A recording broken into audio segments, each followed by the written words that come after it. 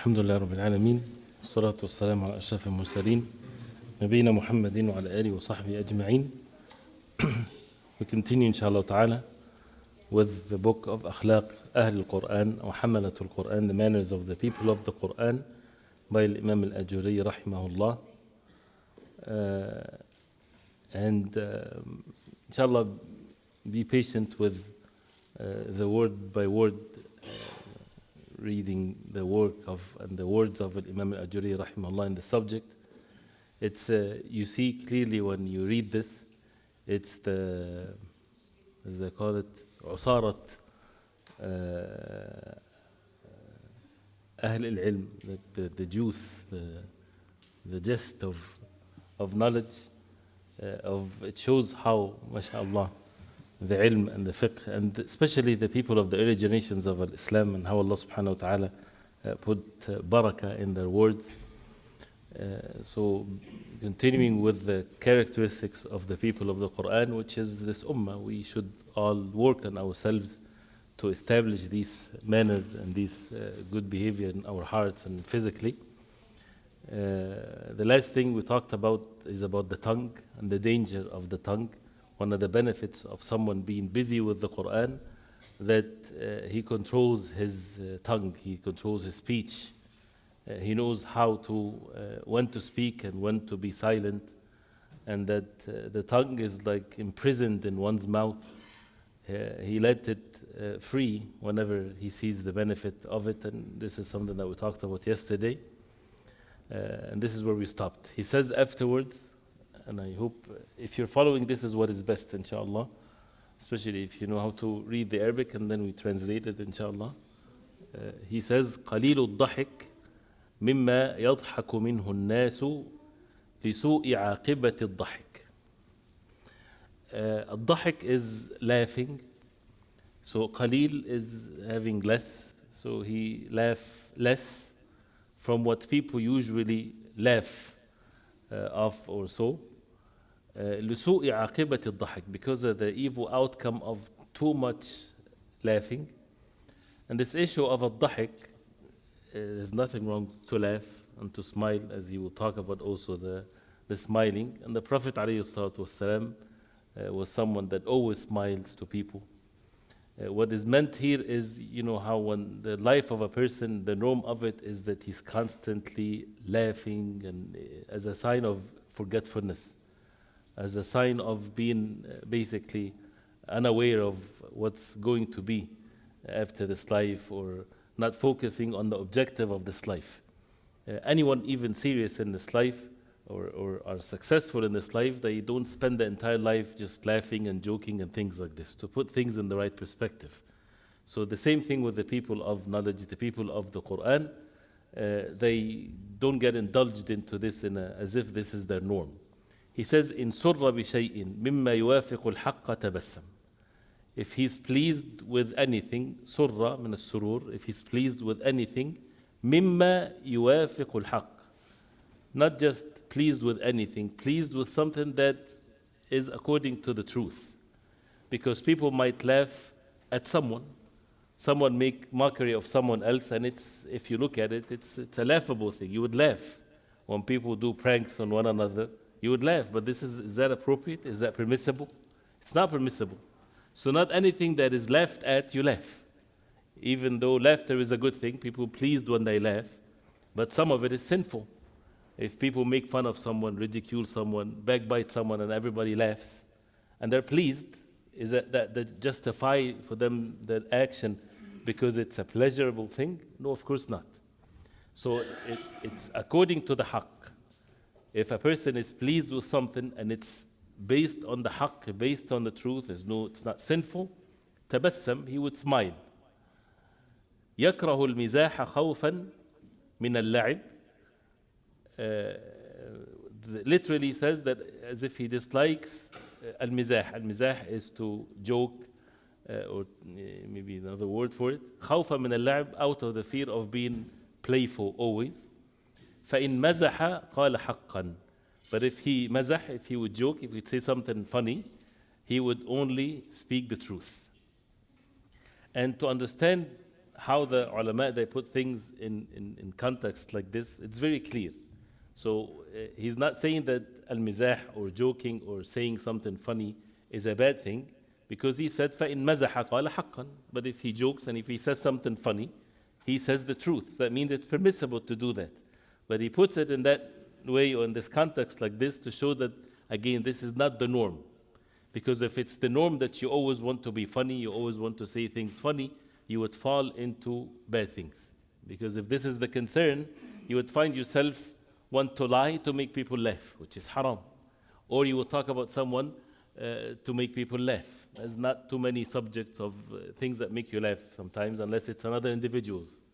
Right? So that's why you have to have that control, that the norm is not laughing and making funny things and talking about people, which is haram and things like this. But if he would joke or say something funny or something that make people smile or laugh, it would be only the truth without lying. باسط الوجه. باسط الوجه. Al-wajh is the face. Basit, al-bast is when something is spacious. So it's a word used for having a pleasant face.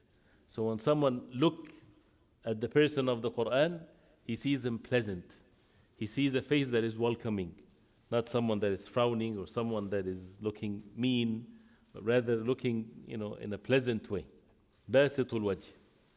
And this is the sunnah of the Prophet alayhi salatu wasalam. Tayyibul kalam. His speech is tayyib.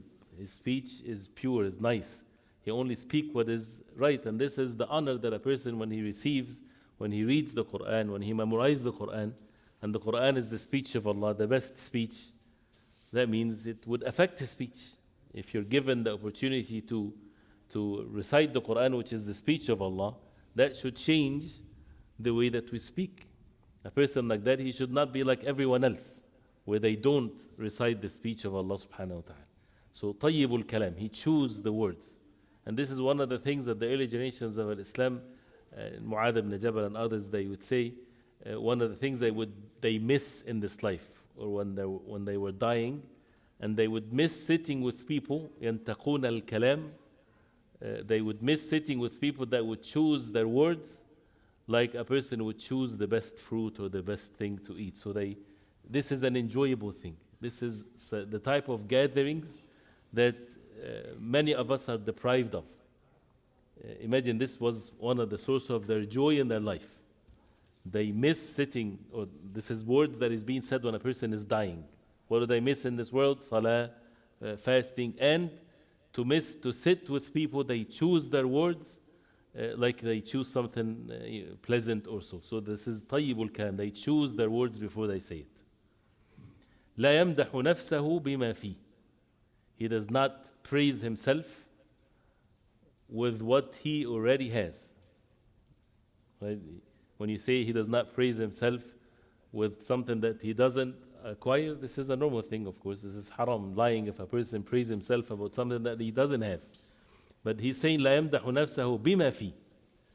You know from yourself that you're someone that is generous, for example. Right? You don't praise yourself to say, I'm very generous.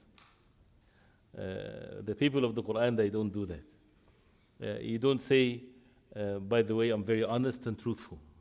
Don't say these things. Your actions can prove that. Unless it's in a way where a person is defending himself from such an accusation or something like this. That's exception. It's different than someone, the norm is that when he speaks about himself. And he would say, I'm the type of a person that when I this, a person should stay away from this. لا يمدح نفسه بما فيه. Unless, again, it's needed. Yusuf alayhi salam, he said to the king to give him the authority of the wealth and so on, the finance. إني حفيظ عليم. He said about himself that I am someone that can keep records and I'm knowledgeable. He said it, so this is an evidence that it's okay to say about yourself, which is true, but in the context of, like, for example, you're presenting yourself for a job, for example. You're not going to do anything but praising yourself, but to be honest and to be truthful, not to lie. But the norm is لا يمدح نفسه بما فيه, that a person does not praise himself with what already is in him. فكيف بما ليس فيه. So then he asked a question. So how is it then if it's something that is not in him? He would never, of course, fall into that trap. So if someone is already training himself and he worked on himself that he does not praise himself with what already he has of good qualities, he would never fall into the evil sin of praising himself lying. And that's always if a person only praises himself in what's in himself, he would fall into the other one. So you have to keep this so that you don't fall into what is sinful. يحذر نفسه أن تغلب على ما تهوى مما يسخط مولاه. يحذر نفسه. He warns himself أن تغلب, that it's defeated, على ما تهوى, defeated by what it desires, مما يسخط مولاه, which brings the wrath of Allah. So there's more than one thing here. There is warning yourself. You have to warn yourself, and you have to interact with yourself, that you warn yourself from what is evil. And there is the hawa, there is the desire. We have desires, and this desire can be sinful or can be permissible. So you have to warn yourself from the sinful desires that would bring the wrath of Allah. So the people of the Qur'an, they don't leave themselves like this. And we're living at times where if you desire something, everybody's encouraging you to act upon your desire. But this is a big lie, because nobody would say this in the absolute sense. So if I desire my brother's car, right, I don't just go get the car and drive it away, right? It's not, I desire that. You should not stop me from doing so because I desire it. No, you can't do that, because this is now you're transgressing the limits against someone else. So that means there's exceptions. So it's not about desires in this life, it's about doing what is right. So, يُحَذِّرُ نَفْسَهُ. So to warn, and the rights of Allah subhanahu wa ta'ala are the most important rights, and that is to be away from sins and disobeying Allah. And to prepare yourself that the sins, it doesn't have to be that you hate it so much and you have no desire for it. No, it's the opposite. You have desire for it, and the shaitan beautify it for it, and this is a normal thing. So you have to warn yourself and to struggle with oneself. لا يغتاب أحدا. He does not make ghiba to anyone. No ghiba whatsoever. As you see, each one is a subject, right? لا يغتاب أحدا. Because Allah subhanahu wa ta'ala forbade that. And the ghiba, ذكرك أخاك بما يكره. When you mention your brother with something that he dislikes. And they said to the Prophet عليه الصلاة والسلام, أرأيت إن كان في أخي ما أقول. If my brother has what I said, that means I'm not lying.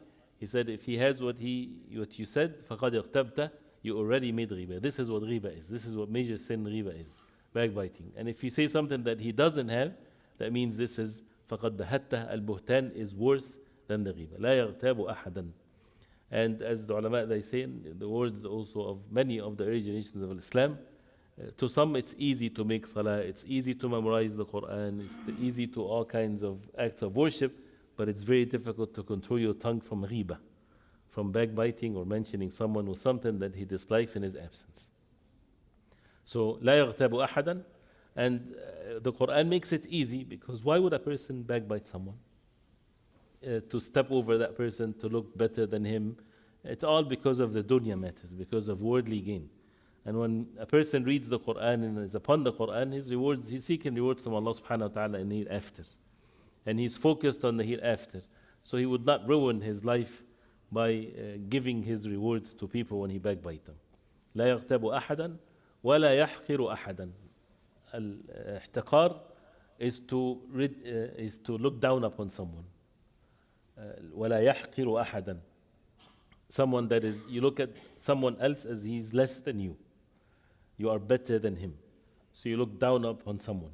ولا يحقر أحدا. And that's also, it doesn't have to be lots of struggle for a person to be like this, because as mentioned before, you know yourself very well, but you don't know others, and you don't know who's going to be, their end of their life is what, and who's going to be in Jannah and who's in the hellfire. So a person should not look down upon anyone. And if that feeling comes into the heart, a person should push that away. And he should work on himself that he does not get himself busy with this. Even if you are in a normal thing, you see someone, the clothing that he's wearing, the way that he looks, whatever there is, even in sinful ways and things like this, and you get the feeling that, oh, you are better than him, or you look down upon him, you have to remove this immediately. And think of the end of things. Maybe that he is more beloved to Allah subhanahu wa ta'ala than you. So, وَلَا يَحْقِرُ أَحَدًا وَلَا يَسُبُّ أَحَدًا. He does not revile anyone. He does not say any bad word to anyone. course, this sounds very nice, mashallah, and this is what's supposed to be. And that's the effect of reading Quran and learning the deen. Otherwise, what's the benefit? وَلَا يَسُبُّ أَحَدًا. And this is for each and every one of us, not for others. What I mean by this is not to hear these things and to say, yeah, people are not applying this. We see the people of the Quran, but they still do this and do this. No, we should look at our own selves. And when it comes from others, we should seek excuses for them. Right? So always when there is some things like these qualities are being mentioned, ourselves while we're sitting here listening to this, I want to change. You say to yourself, I want to change. This is for myself.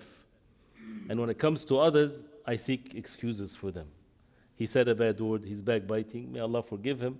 Of course, we don't say that in front of everybody, but Allah knows best what is his final destination would be. وَلَا يَسُبُّ أَحَدًا وَلَا يَشْمَتُ بِمُصِيبَةٍ. He does not make shamata. Shamata, and this is one of the things that the Prophet ﷺ used to seek refuge in Allah from. وَلَا تُشْمِتْ بِنَا أَوْ بِي عَدُوًا وَلَا حَاسِدًا. One of the dua of the Prophet ﷺ used to say, Allahumma inni as'aluka min kulli khayrin khaza'inuhu biyadik.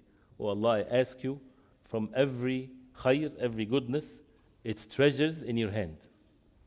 وَأَعُوذُ بِكَ مِن كُلِّ شَرٍّ خَزَائِنُهُ بِيَدِكَ. And I seek refuge in you from every evil, that its treasures from you.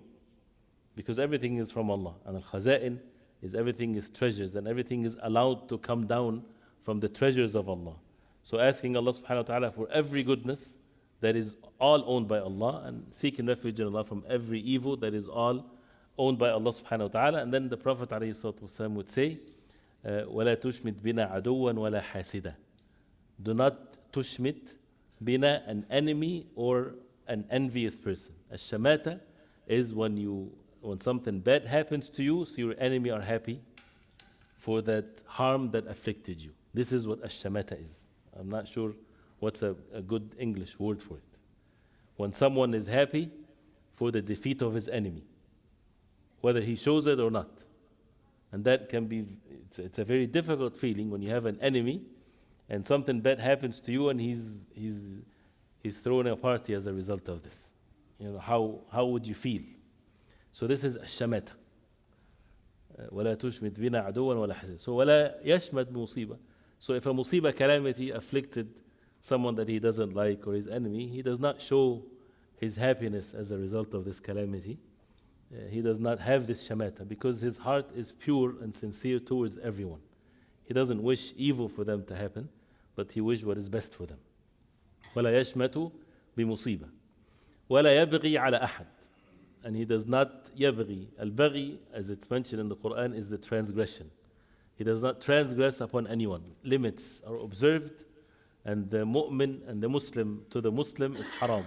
ماله ودمه وعرضه. أو دمه وماله وعرضه. His blood, his wealth, and his honor and dignity. ولا يبغي على أحد. Does not transgress upon anyone with a word of mouth, with regards to his wealth, physically. ولا يحسد. Does not envy anyone. And al-hasad, or envy, is a sign that a person has weak iman, for sure, because what is he envying others for? He's envying them for what Allah subhanahu wa ta'ala decreed for them. That means he has weak iman. If his iman is strong, if he believes that Allah subhanahu wa ta'ala is ar-razzaq, is the provider, why would he hate for people to have something that Allah provided for them? And he wished for him to have it and they lose it. This is such an evil quality in the heart that is directly related to one's faith and iman. It is not just about hasad, it's about not believing in Allah subhanahu wa ta'ala in the right way, weakness of al-iman, forgetfulness. And the person, if he has the tawheed of Allah, he knows Allah subhanahu wa ta'ala with his names and attributes, he would not envy anyone. And if there is anything that is permissible, is al-ghibta, which is in matters of deen. As the Prophet ﷺ said in the hadith, لا حسد إلا في اثنتين. No hasad, no envy permissible except in two things. رجل أتاه الله مالا, رجل أتاه الله علما. A man that Allah gave him ilm, knowledge, فهو يقضي به بين الناس. He judged among people with this knowledge of the deen of Allah. So you wish you have the same without him losing There's great quality. And someone, Allah subhanahu wa ta'ala gave him money and he spent it for the sake of Allah. You wish you have the same without him losing it. So it's all for the sake of Allah, for the benefit of the deen. Anything else, no hasad, which is the evil thing of wishing that someone would lose something good that Allah gave him. And it's a deed done by the heart. It doesn't have to be spoken. So once a person has this in his heart, he has to push that away from himself and seek forgiveness from Allah. وَلَا يَحْسُدُ وَلَا يُسِيءُ الظَّنَّ بِأَحَدٍ إِلَّا لِمَنْ يَسْتَحِقُّ And he does not have bad thinking or bad expectations about anyone except for the one that deserves. And by the way, all of these things are all together. If you take all of these different commands of Allah, because it's all the deen, this is how the deen of Islam is. You put them together in one person, it's the outcome is such a beautiful thing. And the Prophet ﷺ, Allah subhanahu wa ta'ala perfected them in all of this, not one thing and not the other. So here, لا يسيء الظن. So he already prepared himself. He does not think bad about people, especially when a person thinks bad about someone if he shows something bad, not that without any reason. So as the hadith of the Prophet ﷺ, when he was taking his wife back home, Safiya radiallahu anha, and two men were walking and they start walking fast. So the Prophet ﷺ, he said to them, "Ala rislikuma inna Safiya." Walk slowly, this is Safiya, this is my wife. So they said, "O Prophet of Allah, how can we think bad of you?" Prophet ﷺ walking with a woman during the night. So they said, "How can we think bad of you, you Prophet of Allah?" He said, "Inna shaitana yajri min al-insan majra ad-dam." Shaitan, he runs in the bloodstream of the human beings. So you see your brother, at night with someone, or in a bad neighborhood or whatever there is, so you think bad of him. What is he doing in that place or in front of that place? Or he's probably doing something bad. You push that away from yourself. لا يسيء الظن بأحد إلا لمن يستحق, except the one that deserves, so that you warn yourself from him. Someone, his friends are all bad, right? So thinking bad meaning that means he's like his friends. This is what the Prophet ﷺ said, "Al-mar'u ala dini khalili." The person is upon the same religion as his friends. So show me your friends, I'll tell you who you are. So if your friends are, bad, that means this is more likely the person to be the same way. So وَلَا يُسِيءُ الظَّنَّ بِأَحَدٍ إِلَّا لِمَنْ يَسْتَحِقُ. If you put this with what's mentioned before, a person like that, he would not backbite anyone. He would not look down upon anyone. He would not revile anyone because he does not think bad about anyone. يَحْسُدُ بِعِلْمٍ. As he says here now after warning of these things, then he mentioned them again, but in the proper way. يَحْسُدُ بِعِلْمٍ. Yahsud, he make hasad, envy with knowledge, which is what we said. The hasad, which is, they call it al-ghibta, in two things only, the ilm and the wealth, with the intention that you don't want that person to lose it. So this is the ilm. This is the hasad with ilm, the hasad with knowledge. وَيَظُنُّ بِعِلْمٍ. And he think of people with knowledge, with the knowledge of the Qur'an and the Sunnah, not the knowledge of what you know of the person. The knowledge of the Qur'an and the Sunnah, who to think good of, as for example the early generations of Islam, when they see someone with the people of innovation, he's praising them or whatever that means, he is to be like them. So with ilm, وَيَظُنُّ بِعِلْمٍ وَيَتَكَلَّمُ بِمَا فِي الْإِنسَانِ مِنْ عَيْبٍ بِعِلْمٍ. And if he speaks about someone that he has a fault or deficiency, he speaks with ilm, with knowledge. Because there are exceptions for ghiba, for example, based on ilm, based on knowledge. So if someone, for example, he's asking about an individual because he's proposing for marriage, right? And you know that person is your best friend, right? And the father of the woman that he's proposing for, he's asking you, what do you know about this person? You have to say the truth. This is not backbiting. So this is ilm. This is because this exception is there in the deen of Allah. So if he talks about someone in a negative way, this is with ilm, and Allah subhanahu wa ta'ala knows what's in the heart and the intentions, but it has to be based on the deen of Allah. وَيَسْكُتُ عَنْ حَقِيقَةِ مَا فِيهِ بِعِلْمٍ. And he yaskut, he's silent from حَقِيقَةِ مَا فِيهِ, from a truth or a reality in him with ilm. So you know something about someone, when to speak about that person and when not to speak about that person, it's based on ilm. Again, the one example is what we mentioned. When do you hide the faults of your brother? This is the norm. The norm is that you don't speak about the faults of your brother if you know it, unless you go advise him and so on. Unless there is something based on the ilm that you have to say it. Again, as a clear example, you see someone is going to be a business partner with another, and that person, you know that he takes people's money and he runs away. He's a thief, basically, right? And you know that of him. So you go warn that person that is going to have a business deal with him. That means you're going to speak bad about him, to advise him to stay away from him. So this is an exception that we got to know that from the Qur'an and the Sunnah of the Prophet ﷺ. So everything is with ilm, and that shows the importance of the ilm. And don't leave it to yourself. And ilm, that means what does ilm means? That means that you sat and you learned it. So don't think good about yourself. Don't think that you already know. Where did you learn this? No, I know because this is how it feels good. This is what it looks good. Right? No, you have to have learned it before. This ilm goes from one generation to the other. So backbiting, you have to learn the rulings of backbiting and what's haram and what's permissible. Dhann, husn al-dhann, su' al-dhann, this is chapters of knowledge that we need to learn, and so on. So, and once a person learns it, then acting upon it, Allah knows best what's in the heart, whether a person is sincerely doing it or not. Like you make salah, and Allah knows best in the heart whether a person is doing that to show off or not. So, but everything has to be based on the ilm. Then he says, وَقَدْ جَعَلَ الْقُرْآنَ وَالسُّنَّةَ وَالْفِقْهَ دَلِيلَهُ إِلَى كُلِّ خُلُقٍ حَسَنٍ جَمِيلٍ. That person of the Qur'an, he made وَقَدْ جَعَلَ الْقُرْآنَ and the Sunnah and the fiqh, the fiqh, whether it's the jurisprudence, the understanding of the Qur'an and the Sunnah, which is a very important word here to be added. Dalilahu, his evidence to every khuluq, to every manner that is good and beautiful. So this is very clear. So the good manners, again, many people, they have an idea of what good manners is without referring to the Qur'an and the Sunnah and the fiqh. Because it sounds good, to be honest, it sounds good to not to backbite, like this. But where is the ilm in this? So the people of the Qur'an, they made the Qur'an and the Sunnah and the fiqh. Why did he say the fiqh? We always say the Qur'an and the Sunnah, the Qur'an and the Sunnah. Because the Qur'an and the Sunnah, when it's mentioned alone, it includes the fiqh, meaning the understanding. Because the Qur'an and Sunnah, who's going to understand it?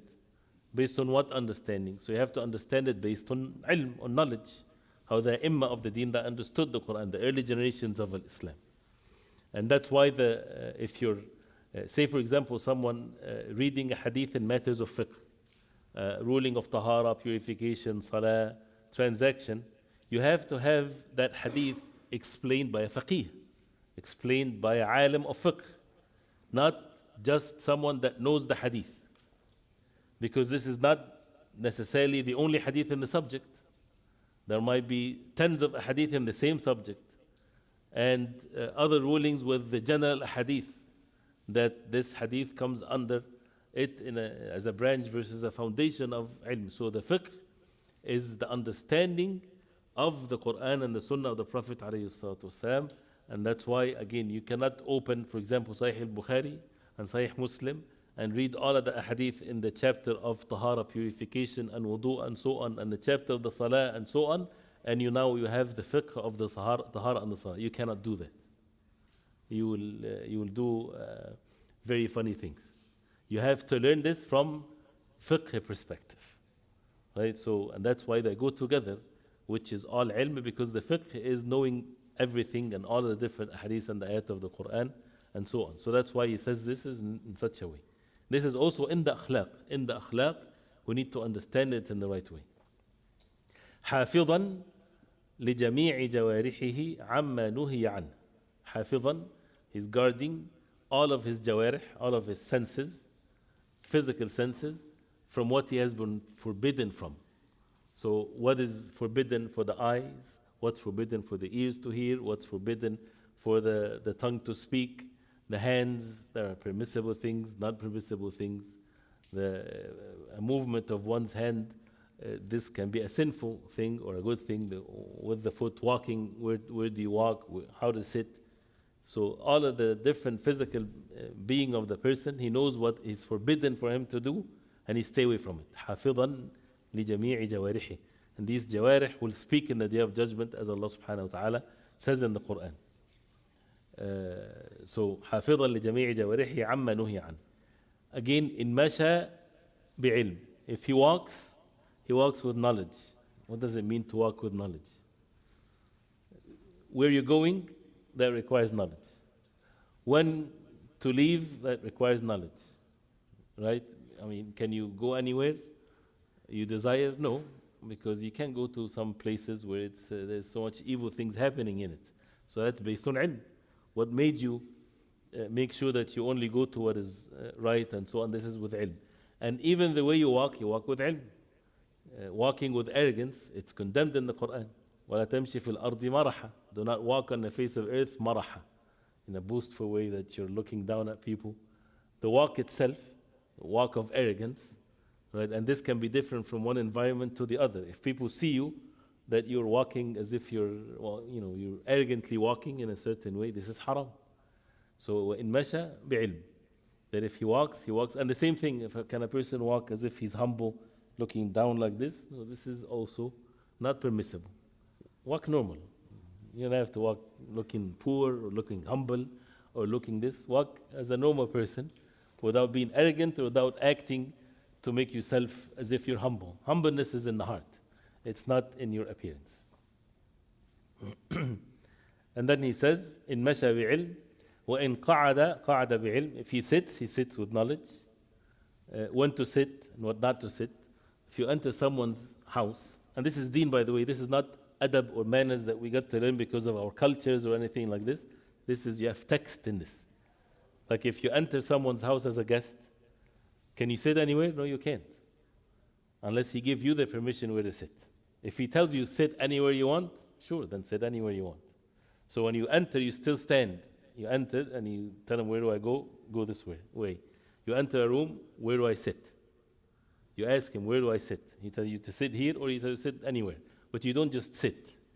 Unless it's already known that this is the room where you can sit whatever you want. There has to be some understanding from both sides. So, and this is just one type of sitting, right? And the same thing when you come to the masjid, where to sit. Can you separate between two people and sit between them? No, you can't do that. Salatul Jum'ah, when people are sitting, waiting for the khutbah, can you cross over the necks to sit? It's not permissible. You see a spot that you want to sit there. So you would sit based on ilm, based on knowledge. So this is in many different contexts, of course, is this. In قَعَدَ بِعِلْم. يَجْتَهِدُ لِيَسْلَمَ النَّاسُ مِنْ لِسَانِهِ وَيَدِهِ. يجتهد. He's struggling, striving from jihad. لِيَسْلَمَ النَّاسِ. For people to be safe and secure from his tongue and his hands. And see how it's mentioned like this? That means this is by itself is a humble statement. Don't say, no, I'm such a nice person that people are safe from my hands and my tongue. You're praising yourself. No, you have to work on yourself. You have to struggle on yourself so that people are safe from you. Without struggling with oneself, more likely that you're lying. This is how things are. You have to work on everything because the shaitan is working and people will intimidate you and they'll be there to, as someone gave that example. When someone say evil and he's bad manners and everything, he wants to pull you in his area, right? So he will intimidate you, he would say bad things for you to fall into his area that he likes. And this is what gives him so much pleasure. It's like the example of, you have a pig, for example, and the pig loves the dirt and things like this.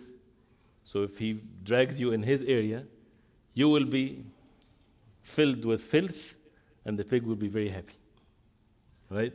So it's like this.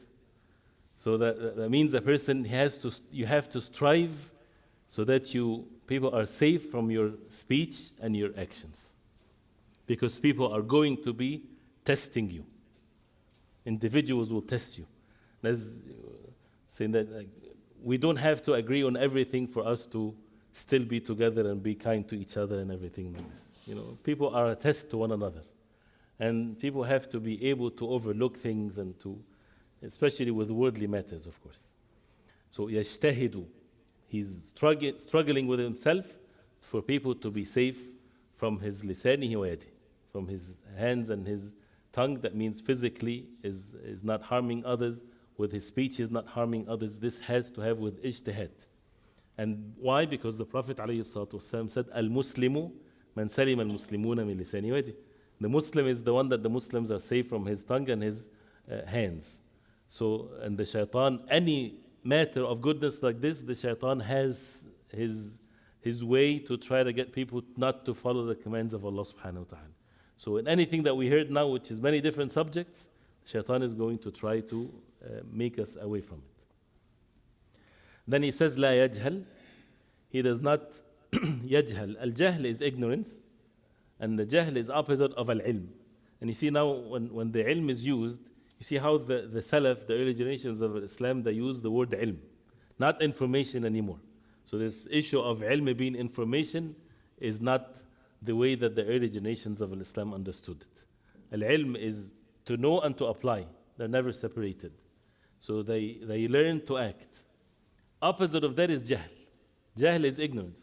So if a person, he learned all of this, person memorized the Qur'an, he has a PhD in Sharia, but he's not acting according to his knowledge, he's called what?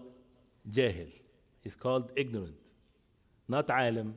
Right? The alim is the one that has the knowledge and he's acting upon it. If he does not act upon it, again, it's not to point fingers at others, talking about ourselves.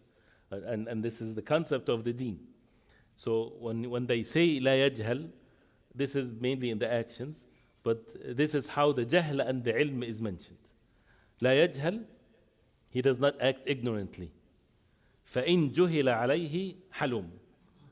And if فَإِن جُهِلَ, in the passive tense, when someone acts in an ignorance towards him, with ignorance, he is halum. Now the opposite of al-jahli here, which is the ignorant actions, the opposite of it is al-hilm, which is forbearance. That he's forbearing, he's patient. He's not opposing jahl with jahl. Otherwise, this is the ways of the ignorant ones. So as we said, and the jahil, the ignorant one, will try to get you to be jahil like him. He will enjoy that. Doesn't have to be that he has that evil intention, but if he's already ignorant and he does something of ignorant towards you, and you become ignorant like him, that's his environment that he likes. So, but if he is doing ignorant thing, you have to be forbearing, you have to be patient. فَإِن جُهِلَ عَلَيْهِ حَلُمْ. And again, look at that person. Allah subhanahu wa ta'ala sent that person to test you, to extract the worst of you. So you need to be patient and to act based on ilm, again, based on knowledge. فَإِن جُهِلَ عَلَيْهِ حَلُمْ. So that we have the jahl and we have the hilm. لا يظلم. And we have that one of the names of Allah is Al-Halim. Allah subhanahu wa ta'ala does not punish people immediately for their actions. Otherwise, no one will be on the face of earth. وَلَوْ يُعَجِّلُ اللَّهُ لِلنَّاسَ الشَّرَّ اسْتَعْجَالَهُمْ بِالْخَيْرِ لَقُضِيَ إِلَيْهِمْ أَجَلُهُم. No one will be living on the face of earth. But Allah subhanahu wa ta'ala is the most forbearing. He gives people chance after another for them to repent to Allah subhanahu wa ta'ala. لا يظلم. He does not make dhulm, does not transgress. And a dhulm is not one form. A dhulm in all what it means. A dhulm is not to put things in the right perspective. This is dhulm. Dhulm can be in speech, in actions, in praising or not praising. So لا يظلم. He does not wrong anyone. He does not treat anyone with injustice. And part of that is that a child, for example, you would treat a child different than you would treat an adult. And you would treat your mother different than you treat your wife, or wife different than the husband. Everyone, they have rights to be observed. So if a child is treated like an adult, we're committing injustice to that child. Right? So our actions is different. This is not hypocrisy, this is justice. And the same thing when a man is treating his wife, he's treating her in a way that was based on ilm, to be kind and so on. This is the justice that Allah subhanahu wa ta'ala ordained. And the same thing for the wife towards her husband. What if they're not observing the method? At least you are doing what Allah subhanahu wa ta'ala commanded you. لا يظلم وإن ظلم عفا. وإن ظلم عفا. And if he ظلم, again in the passive tense, if he's treated with injustice, he pardons. When people hear this, they say, always comes into the mind is, this is the people of the Qur'an like this? No, what's the word? No hamiyya. What's hamiyya? No, no pride. Yeah, no pride. If they're treated with injustice, pardons. If people are treated you with ignorance, you're forbearing. No pride whatsoever. You have no dignity or honor. This is not what it means, of course. Right? What it means is this is the norm of the person. This is what he decides first to do. If with ilm this is not going to bring goodness, then there is the justice and to be asking for one's rights and so on. But it's all based on ilm. And the outcome of it has to be good. So if he pardons, a good thing comes as a result of this, not an evil thing. Otherwise, this is foolishness. So, and that also requires ilm. So, for someone, maybe if you don't pardon that person, it's better for that person not to be pardoned, because this can be a good thing for him to change, and the same thing for you. So every situation is different. وَإِن ظُلِمَ عَفَى. But the norm is he pardons. He's always prepared to pardon people, to overlook, because he's more focused on what's going to be harmful or benefiting in the hereafter. لا يبغي. When should we stop because of the refreshments? 9:15? Okay, fine. Okay. 9:20. لا يبغي. Al-baghi is not to transgress, which is more specific than a dhulm. A dhulm is very general, injustice, and here لا يبغي. He does not transgress the limits, and everybody has limits, and that these limits also are to be known with matters of ilm, with different relationships. وَإِن بُغِيَ عَلَيَّ صَبَرْ. And if someone transgress their limits, he's patient.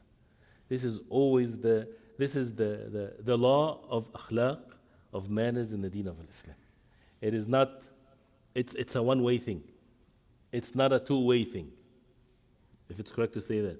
Al-akhlaq, manners in Islam, is a one-way path. Meaning you are addressed by the Qur'an and the Sunnah to have akhlaq. That's it. There's no such a thing, but people are, this is irrelevant. Akhlaq is a one-way thing. You are addressed to make salah, but people are not making salah. What's that to do with the salah? You need to make salah. Even if there's nobody on the face of earth is making salah, you have to make salah. And the same thing with dealing with people. Akhlaq, that means that involves another individual. So you are commanded to be, as we're hearing, not to transgress your limits, but they're transgressing their limits. This is them, not you. You don't transgress the limit. Dhulm is not to be opposed with dhulm. Injustice is not to be opposed with injustice. With ilm, you would get justice. With ilm, you would know how to push away the aggression, but not with another aggression. So this is a very serious matter, of course, and that's why in every situation that we have where a person, either he's doing bad to others or someone is doing bad to him, we need to ask the people of knowledge, and we need to obey the people of knowledge. Because this is what Allah subhanahu wa ta'ala commanded us in the Qur'an. فَاسْأَلُوا أَهْلَ الذِّكْرِ إِن كُنْتُمْ لَا تَعْلَمُونَ. Ask the people of knowledge if you do not know. We don't ask the people of knowledge only in should I eat this meat or that meat, which is, of course, it's good, but also, my brother did this to me. Should I reply? Of course, you might not have enough people of knowledge with every matter like this, but some things, disputes, these types of matters, it should be done in the right way. So it's وَإِن بُغِيَ عَلَيَّ صَبَرْ. So we have, as we heard, the opposite is لَا يَجْهَلْ. He does not act ignorantly, and if he is treated with ignorance, what's the word that he used? حَلُم. From al-hilm, forbearance. And he does not yadlim, he does not commit injustice. And if he is dhulim, if he's treated with injustice, what's the word? Afa. Afa, pardons. he does not transgress. And if someone transgress upon him, sabr, patience. So you have 3 things that are forbidden and 3 things that we are commanded in this very simple sentence. It's evil to act ignorantly, and it's evil to commit injustice, and it's evil to transgress. And it's mandatory, it's obligatory for us to have forbearance, it's mandatory to pardon, it's mandatory to have sabr. And one is different than the other. So sabr, if someone transgressed, the word sabr is used. So someone transgressed upon your limits, there's no such a thing as pardoning. He's already in your space. He's already transgressing your limit. Be patient. And patient doesn't mean that you allow him. Being patient is by applying the deen of Allah subhanahu wa ta'ala to be obedient to Allah without disobeying Allah subhanahu wa ta'ala. You can go to the judge, you can do whatever you want to do in the right way, but not to transgress the limits. And that requires sabr, because you would want to do evil, but you need to have patience. يكظم غيظه ليرضي ربه ويغيظ عدوه. يكظم غيظه. He's oppressing his anger, his rage. So is it okay to have غيظ, to have rage within yourself? That's a normal thing. If you're human, you will have this. You'll feel so angry. This is a normal thing. If you don't get angry, as Imam Al-Shafi'i rahimahullah said, that means you're what? You're himar. You're a donkey. Only the donkey that doesn't get angry. So it's don't feel bad if you're angry. But how do you act when you're angry? Right? يَكْظِمُ غَيْظَهُ. He suppresses his rage and anger. Does not act upon it. لِيُرْضِي رَبَّهُ. Why he's doing that? To please his Lord. Not out of the fear of the one that he is making him angry. And subhanAllah, see how the word is لِيُرْضِي رَبَّهُ وَيَغِيظَ عَدُوَّهُ, and he makes his enemy enraged. Because when you do this, your enemy again wants you to act ignorantly. So you will get also what makes you defeat your enemy. But لِيُرْضِي رَبَّهُ, because the Prophet ﷺ, he said, مَنْ كَظَمَ غَيْظًا وَهُوَ قَادِرٌ عَلَى أَنْ يُنْفِذَهُ خَيَرَهُ اللَّهُ يَوْمَ الْقِيَامَةِ مِنْ أَيِّ الْحُورِ شَاءَ. That whoever suppressed an anger while he had the ability to express it or to act upon it, he will be given the choice of the whole in the Day of Judgment. And not everyone has this, because your boss made you angry. But if you show that you're angry, he'll fire you, right? So this doesn't count here if you're oppressing your anger, because you have to oppress your anger. You don't have a choice. But if you have the means to express your anger, so you're the boss now, and someone makes you angry and you can fire him, but you suppressed your anger to please Allah subhanahu wa ta'ala, this is a rewardable thing. يَكْظِمُ غَيْظَهُ لِيُرْضِي رَبَّهُ وَيَغِيظَ عَدُوَّهُ. مُتَوَاضِعٌ فِي نَفْسِهِ. He's humble in his own self. مُتَوَاضِعٌ فِي نَفْسِهِ. التواضع, or to be humble, does not have to involve someone else. Just the fact that you are a human being, you're mutawadi. You have humbleness because you're a human being. You see yourself how weak and how in need of Allah subhanahu wa ta'ala, and how a small virus would do to you, or a small pain would not make you able to sleep, or even sleep itself. Sometimes you want to sleep, but you can't sleep. So be humble. There's no need for you to be arrogant or to think that you're all that. We're so weak. So متواضع في نفسه. We know that in our own selves. إذا قيل له الحق قبله من صغير أو كبير. One of the difficult things here is, if the truth is said to him, قبله, he accepts it, من صغير أو كبير, from a small or a young child, or someone that is an elder. He does not only make a condition that he only accepts the haqq, the truth, from only specific people, from anyone. If it's the haqq to him, the truth to him, is more beloved than anything else, than even the individuals themselves. And that requires for the person to be humble and overlook the fact that if you accept the truth from someone, that someone might be evil or ignorant, that he would think that he defeated you. Let him think that way. It's his own weakness. But you are more happy that you get to know the truth, more than the happiness of the person that he would see that this is a weakness in you. And whoever see in a person that he accepts the truth and he would acknowledge that he was wrong and the truth is such and such, even if he's the biggest alim in the world, whoever see this as weakness, he is ignorant. This is what ilm is. This is how the ulama is, the people of the truth are. And it's not a sign of lack of knowledge, it's a sign of knowledge. That they change what they see to something else as long as the truth has become clear to them. And it's not changing opinions or anything. This is how the ilm does to the person. Or acknowledging a mistake. And there's so many examples of this. إذا قيل الحق قبله من صغير أو كبير يطلب الرفعة من الله لا من المخلوقين. That person of the Qur'an, he seeks الرفعة, the elevation, and to be elevated in goodness from Allah. لا من المخلوقين, not from the makhluk, not from the creation of Allah, not from the human beings. He doesn't seek that from them. He seeks that from Allah subhanahu wa ta'ala. He acts towards them, the people, in the right way and everything, but he doesn't want anything from them. He wants everything from Allah because Allah subhanahu wa ta'ala is the bestower of all things. Last point for today, inshallah ta'ala, he says, ما قتا للكبر خائفا على نفسي من. ما قتا للكبر. He hates kibr, he hates arrogance, and he fears himself, he fears for himself to have kibr. And we talked about the kibr many times before, and we should talk about kibr every day, and we should remind ourselves of kibr and arrogance every day. And it's not the other people, it's ourselves. He's talking about the person. ما قتا للكبر. Hating kibr, hating arrogance. And what arrogance is something kabir, something big. A person sees himself as he's big, as he's better than others. بطر الحق وغمط الناس. To reject the truth and to look down upon people. And that's why he said before that, to accept the haqq, to accept the truth. And the haqq doesn't have to be the major haqq, like La ilaha illallah Muhammadur Rasulullah. It can be a small parts of the haqq. It can be something that doesn't have to be pure hukmah of the deen. It can be between you and your child or your spouse or whatever. You said something or you made a decision and it was the wrong decision. And you acknowledge that this is wrong. And the haqq is this. Right? This is how easy the matter is, and doesn't matter whether it's a person is rich or poor or strong or whatever.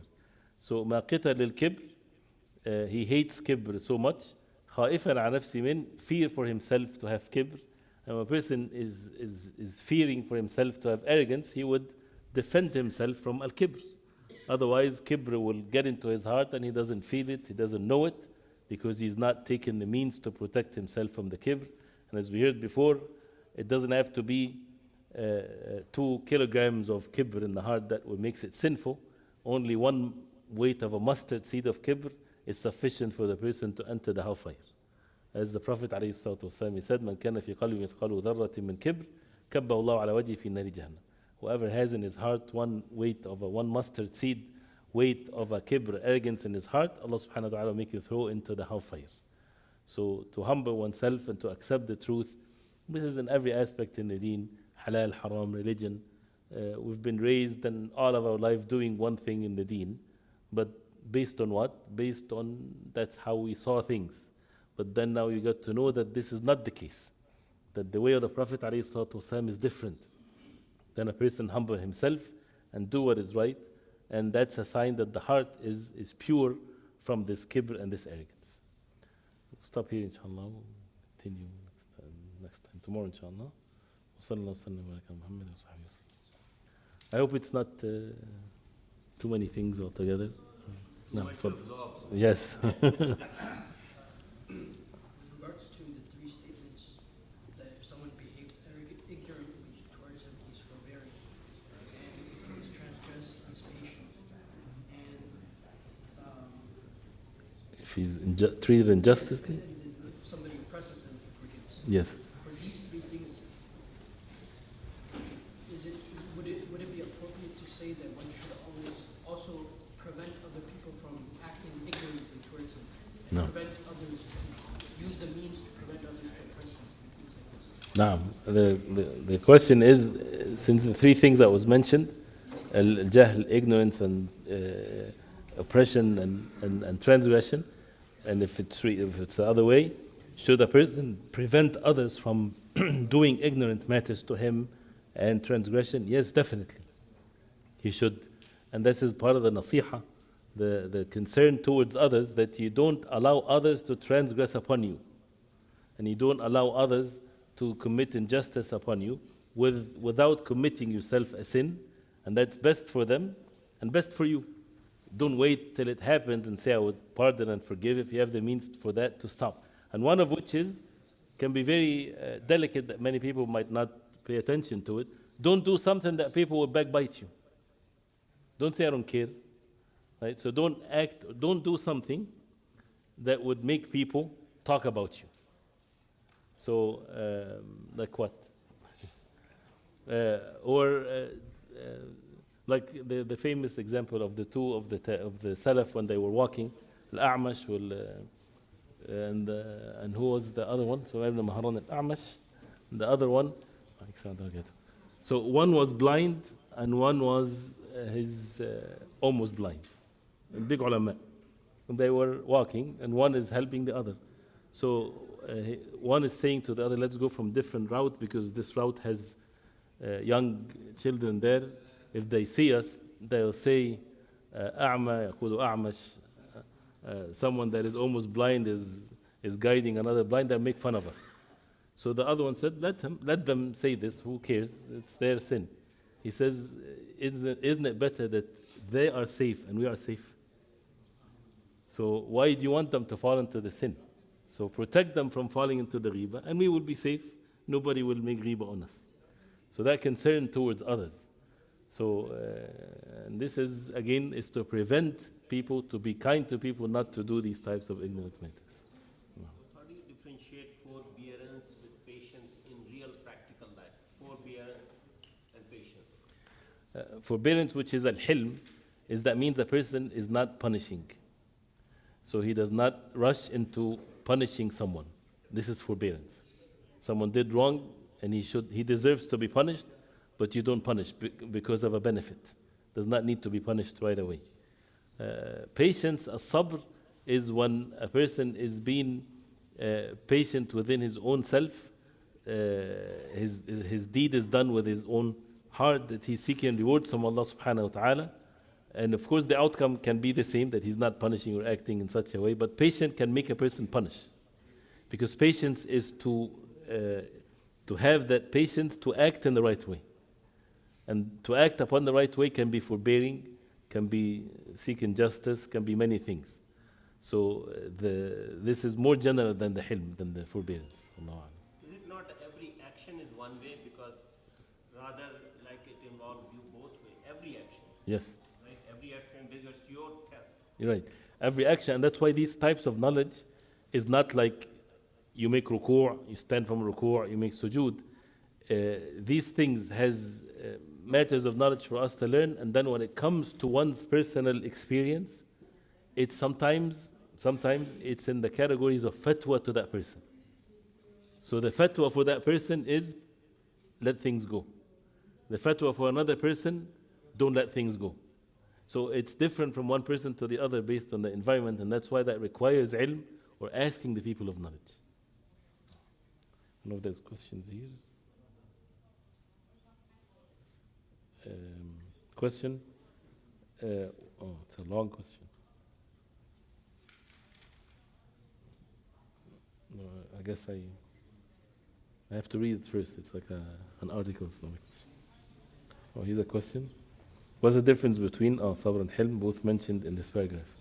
So the difference between sabr and hilm, as we heard. So sabr is more general than hilm. Hilm is forbearing, not rushing into punishment or punishing others. A sabr is to be patiently doing what Allah wants from you, which can be either forbearing or not forbearing or something else. So basically to obey the orders of Allah. Anything else? One more question, like in real life, when it comes to, acceptance of our own mistake, it's like, how do you do that? Like sometimes, you're weak, your children, your wife, sometimes even a scholar, like an ignorant person's correct the scholar, and in front of the public, it's hard to control your ego, in front to show this is just an ignorant person. Although it's so much goodness in it, but it's hard shaitan and ego will come and you don't accept your mistake and publicly, although you said it publicly. So how do you overcome such things, especially with the family and with the talib ilm, sitting with you? Wallahi, how to overcome the fact that we don't want to accept that we did wrong publicly is that al-haqq, as we said, it's something that has to happen before this happen, which is a person to himself. Al-haqq, the truth, is more beloved to him than his own self. So it's oneself and one's ego versus the haqq. Who is more beloved to you? Al-haqq. So the haqq is different than what you said. I love the haqq more than I love myself. So that means a person would say, I was wrong, the haqq is this. Because the haqq is the most beloved thing.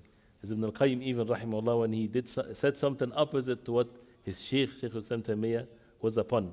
He said, وَالْحَقُّ أَحَبُّ إِلَيْنَا مِنْ شَيْخِ الإسلام تيمية. The truth is more beloved to us than our Shaykh al-Islam Taymiyyah. More beloved to us. It doesn't mean that he's putting down the Shaykh, but the haqq is, this is the goal of everyone, is to be upon the haqq. Because Allah will, if you are sincere, Allah will enlighten you in the heart. No. You know what is haqq is. Because if you are sincere to Allah. Right. And And after that, you have to make decision whether you want to accept it or not. That's a real test. Right, right. So that's Allah it's gives- very hard to overcome, especially No. in front of a weak person. Right. And we have examples in this ummah, subhanAllah, how the ulama, they would openly correct themselves when someone correct them.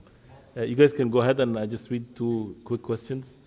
It says, note here, subhanAllah, that a couple paragraphs from the real knowledge is so heavy relative to volumes of book we read today. For example, Shakespeare. No. I guess it's not a question, it's a note. Okay. Question is, if a Muslim elderly person has a mental issue that causes him to be hospitalized, is it permissible for the family to keep him in the facility because they don't know how to care for them at home or even nursing home? As the question is, yes, of course. Whatever is more benefiting, as long as the people or the family are not being lacking their responsibility, then of course, if the best place for him is to be in the hospital, then that's what is good to